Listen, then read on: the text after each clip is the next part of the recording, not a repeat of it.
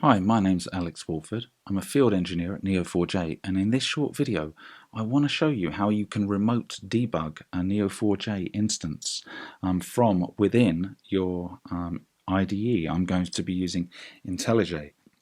So what I did, I grabbed the source code for Neo4j from GitHub, and I have a stored procedure example, and I configured Neo4j to listen on port 5005, and then I can remote debug the JVM.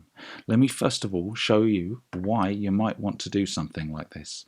So an example would be, you write a stored procedure that does something, and usually when you write a stored procedure, you have a small graph that has the bare minimum to sort of test the functionality, and this is dead handy when you're developing code. You can iterate through and try things out, but often you might encounter some scenario when you run this at scale. Maybe you've got a node with a graph with billions of nodes and relationships in your actual environment, and instead of just whatever you're working with on your laptop, and you might encounter some scenario that was unexpected, and you might want to understand, like, what's going on. This works great on my laptop, why doesn't it work out there in the wild? And so this is how you go about doing it. In IntelliJ you can create a remote JVM debug configuration. When you do that, it's going to ask you, what do you want to attach to? It's going to give you this command line argument. So I'm running JDK 11, so that is 9 or greater. It gives me this little snippet here, and I can add this as a property to Neo4j. So let me show you what I had to do that. cd etc neo4j. If I was to look for the line that contains 1005, so I added this line and I restarted Neo4j. So I typed systemctl restart Neo4j after making this configuration change. So this is the property, and you can have multiple of these in your neo4j.conf.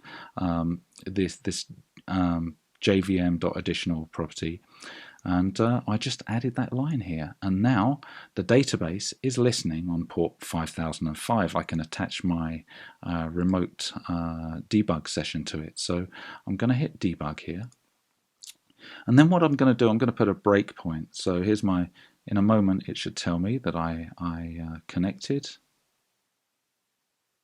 Okay, good. And let's say I want to, put a breakpoint right here. I want to stop this in flight when it hits this particular line, and then we can continue to step through. So what I'm doing now, I opened up my phone. I'm browsing to a page on a blog, and oh look, it got written to the graph right away. So what's this saying? I've got a user. This user, which is me, my phone, viewed this page at this time, and if I wanted to, I can step through and see exactly what's happening inside this stored procedure. So I don't want to get into what the stored procedure is, just the fact that you can debug it. I want to show you something similar on the database itself. So Neo4j, I did a git clone. I got the Neo4j database. I changed the branch to match the version that I'm running, which is 4.3. And let's say, for example, I'm interested to understand this distance function. I want to sort of like see everything that happens when this runs. So I'm going to put a breakpoint on this line 102 right here, and then I'm going to fire up my remote debug session, and I can take I'm going to create a couple of nodes here in the graph. Let's take a look and see. So the first node, which is given an alias of H, my house, and the second node is the Red Rocks Amphitheater. It's a great place if you're ever in Colorado and you want an amazing venue. Red Rocks is your friend there. And I want to calculate the distance between my house and Red Rocks. So if I run this, look, it stops right here.